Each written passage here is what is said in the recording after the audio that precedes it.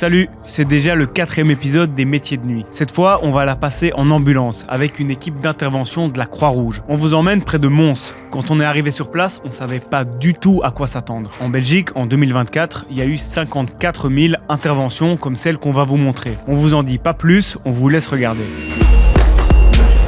Allez. Trop d'alcool. Voilà. Il est loin, Lolo. Ouais, mais tu veux frapper. Ouais, il est loin. 1, 2, 3.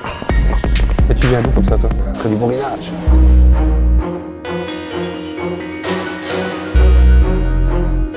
Ok les amis, c'est parti pour un nouvel épisode des métiers de nuit. Je suis juste devant la Croix-Rouge de Nîmes. On va suivre une équipe de nuit en intervention, mais aussi dans la caserne.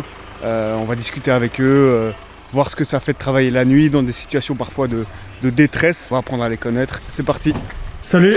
Enchanté. Enchanté. Donc, moi c'est Arnaud Bastin, je suis le coordinateur des services transport de la Croix-Rouge de Belgique pour la province du Hainaut et forcément secouriste ambulancier. Suis-moi. C'est parti. Là on rentre dans les locaux. C'est ça. C'est un peu notre deuxième maison. Donc on y passe une bonne partie de nos semaines ou de nos mois. Donc ici notre petit réfectoire, c'est là où on se réunit tout simplement pour manger quand on a le temps bien évidemment. C'est pas toujours le cas. On mange quand on peut on va dire. Notre gare commence à 19h et là on est parti jusqu'à 7h du matin. Ouais, c'est comme des gros shifts quoi. C'est des 12 heures. Ouais. C'est une question d'adaptation et d'habitude. Ouais, mais toi t'es adapté, on va voir si moi je suis adapté aussi. Ouais, ça, la première fois va être piquante, je vais pas te mentir. Et ici, c'est un peu notre loco repos, détente. Bon les amis, ça y est, on est dans la caserne de la Croix-Rouge. Les ambulanciers, Arnaud et Corentin m'ont donné un pager. Quand ça sonne, les ambulanciers, ils ont 2 minutes pour partir. Là, il est 20h48, ça fait déjà 2 heures qu'on est là, et on va rester jusqu'à 7h du matin. Donc on a pris notre sac de couchage, au cas où la nuit est calme, qu'on peut dormir un peu. On va retrouver un kit de réanimation, et on va retrouver aussi ici tout ce qui est, j'appelle la bobologie, pansement, donc en cas d'hémorragie. Voilà, là-dedans, entre guillemets, c'est en mini format de ce que tu vas retrouver dans l'ambulance pour faire les premiers soins directement sur place. Okay.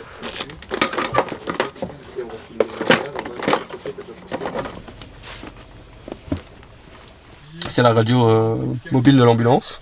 Donc c'est via ceci qu'on va recevoir les SMS de mission des centres d'appel d'urgence qui va nous donner forcément l'adresse d'intervention, le code, la raison pourquoi on va aller jusque là-bas.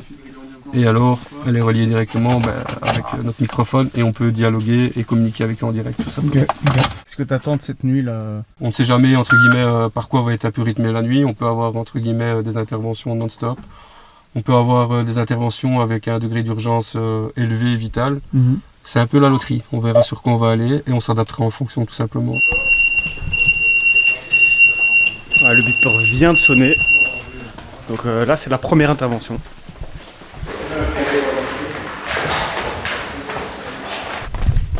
Les gars, je suis déjà à la bourre. Je suis pas encore du tout habitué aux interventions d'urgence. Mon micro s'est barré, c'est le bordel.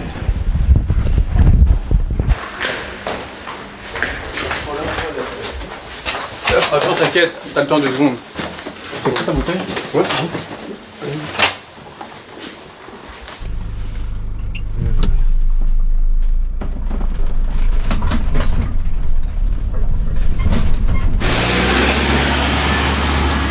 Bon, ça y est, c'est la première intervention.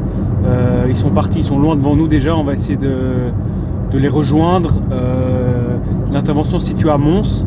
Bon, nous, on va pas prendre de risques évidemment. On a essayé de partir au même rythme qu'eux. C'était un peu chaotique là pour cette première. On n'a rien vu venir quoi. En 2 secondes, ils sont déjà partis et ils sont déjà dans la camionnette. Nous, on était hyper stressés d'un coup et on a fait n'importe quoi. Mais eux, super sereins, super calmes. Vraiment, ils ont même pas couru. Et ils sont partis. Et là, on voit qu'ils sont rodés, ils sont pros.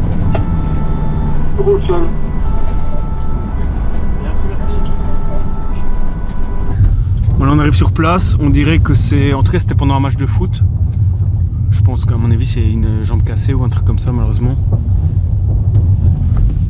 On va voir, même avec la caméra, je sais pas trop à quel point on va pouvoir filmer.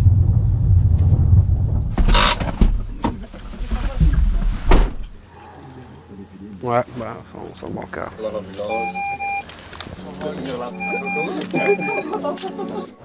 Je te laisse reprendre, t'as expliqué? tu vois.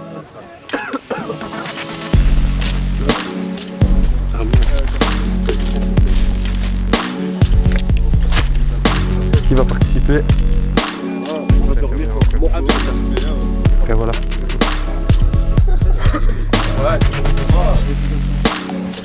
Seul. Ça va aller, c'est bon. 1, 2, 3. Allez, parti. Bon, ici l'intervention s'est bien passée. On a senti que le rôle d'Arnaud et Corentin, ici, c'était d'administrer les premiers soins évidemment, mais aussi vraiment de calmer, de rassurer. Eux, ils sont vraiment super sereins, c'est ça que je remarque chez eux. Et ça sert à rien de démarrer au quart de tour, c'est comme ça que tu vas un petit peu dévier dans tous les sens et perdre du temps, faire des erreurs. Donc, ouais. Donc on rentre à la base et on attend la suite, tout simplement.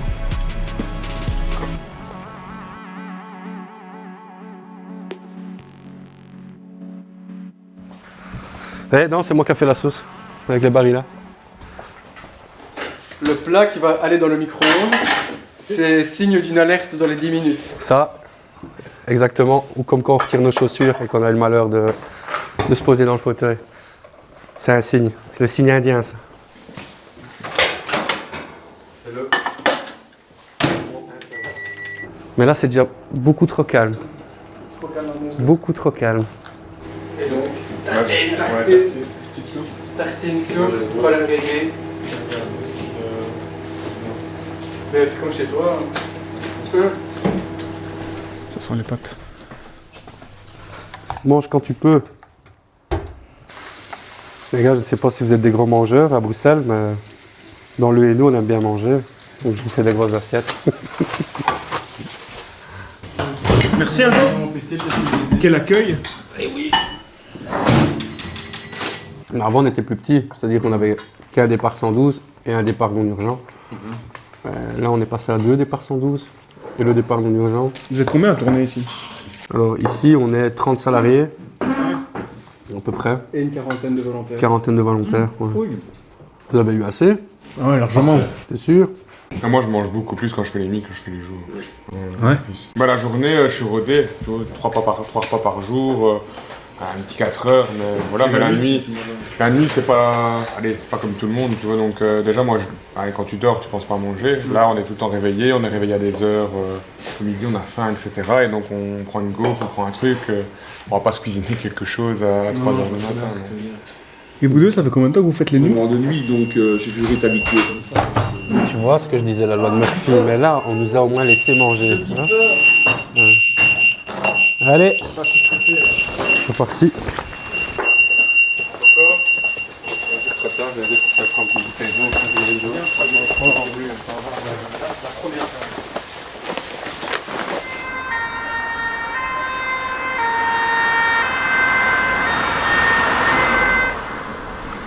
On a vu sur le bord de la route quelqu'un qui avait l'air mal en point. C'est alcool, intox alcool. Intox alcool.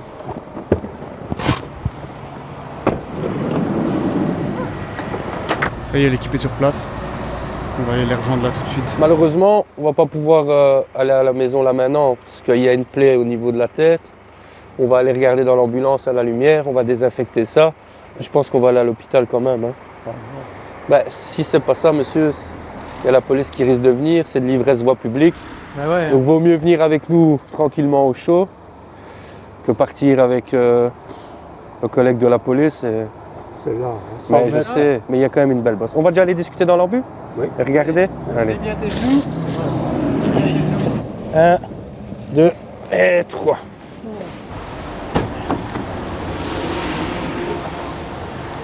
Tu peux t'aider de la poignée qui est là et moi je t'aide ici de ce côté ici. Voilà. J'ai un petit chien. Je vais avancer un petit peu pour me faire mal. Allez, venez ici.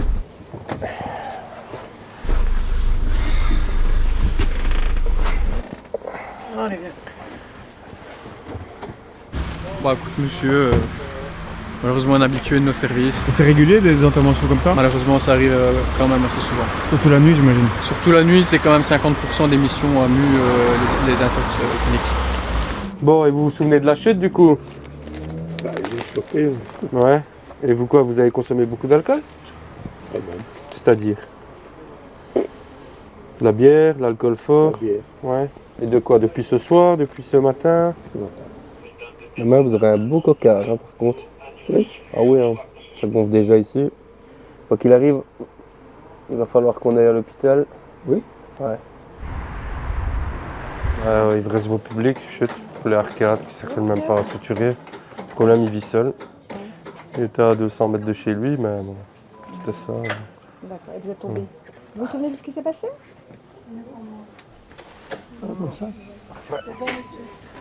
Allez, prenez soin de vous.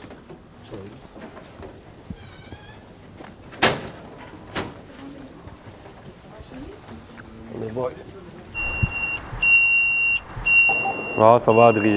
On est juste à côté, on va la prendre. Ça sera vite fait. Merci à toi, Loulou. C'est parti ou pas? Allez, c'est parti. On est reparti là, on a eu à peine le temps de boire le café. Cette fois, c'est encore une fois en fait, intoxication éthylique. Voilà, c'est dans le coin, on y va.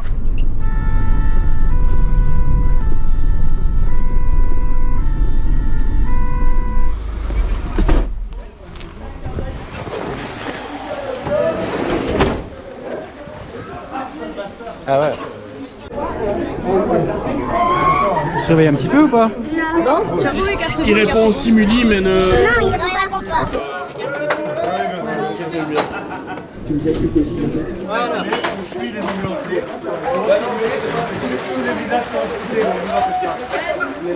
Un, deux, trois.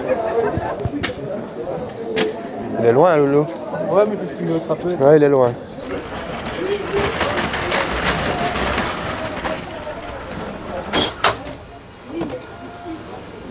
On va s'isoler dans l'ambulance au calme, ça évite d'avoir tous les étudiants alcoolisés ou, comme tu peux sentir, sous stupéfiants, qui viennent un peu nous ennuyer, rendre la tâche, notre boulot un peu plus difficile. Baptême d'étudiants, ça arrive souvent, hein. Bon, c'est une ville estudiantine et trop d'alcool. Et là, le jeune homme ivre-mort plus, il va aller faire un gros dodo à l'hôpital.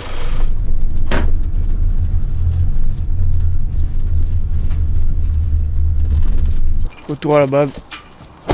Hop là. Café. La première peut-être d'une longue série. Hop, c'est parti.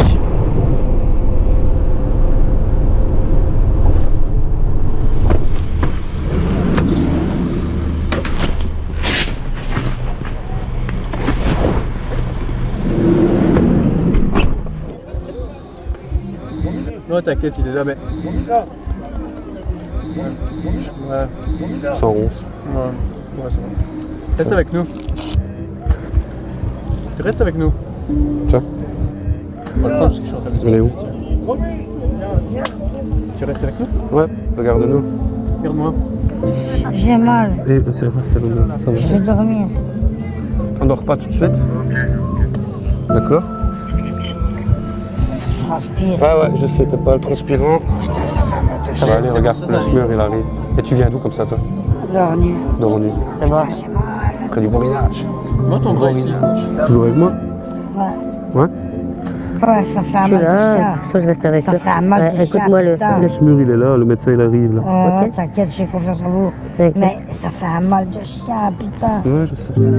Pour rester un bon ambulancier, il faut toujours avoir une part de stress et de savoir mettre un pas en arrière et de toujours se questionner. Ouais, chaque ambulancier qui commence une carrière, je suis fort, je suis invincible. Non. On est tous humains, tous égaux.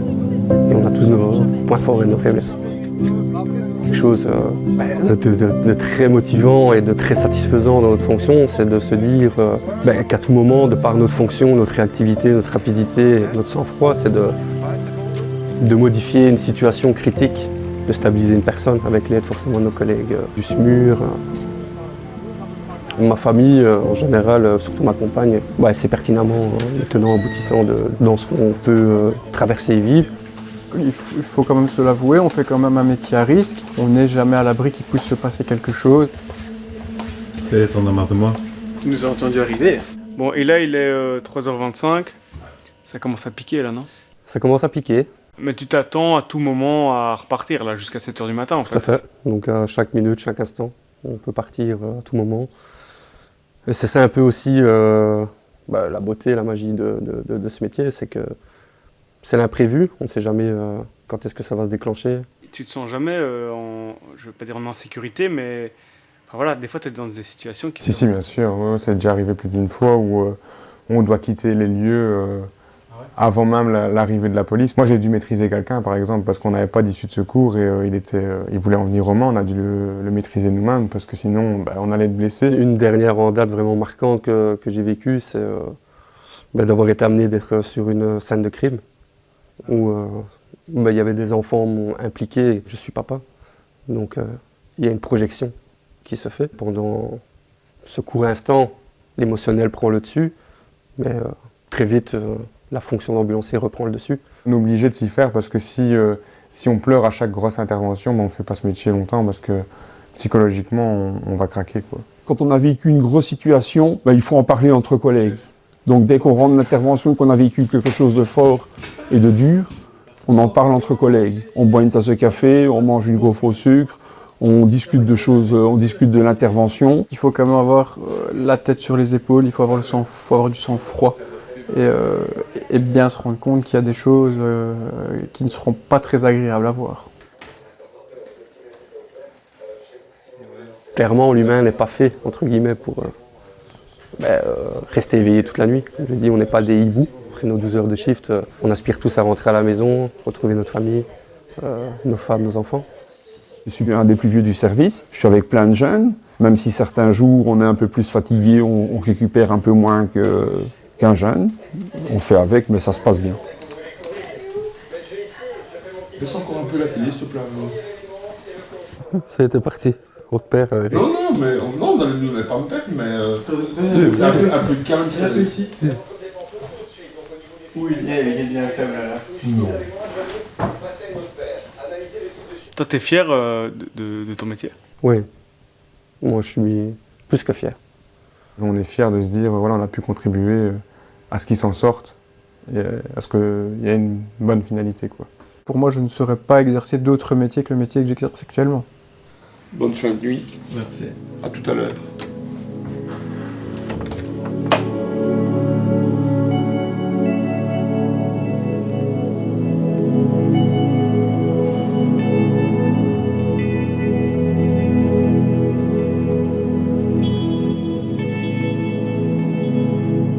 Ça y est, il est 7h du matin et bon, on n'a pas dormi, mais il n'y a pas eu de sonnerie non plus, donc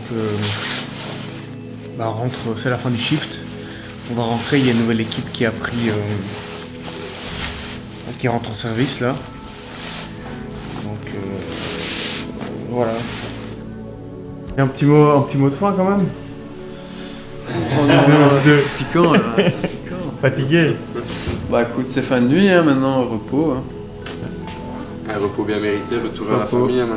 On va aller profiter des proches, retrouver les enfants et la compagne et se reposer un minimum. Et ce soir, on est de retour. Rebelote. Allez. Et ouais.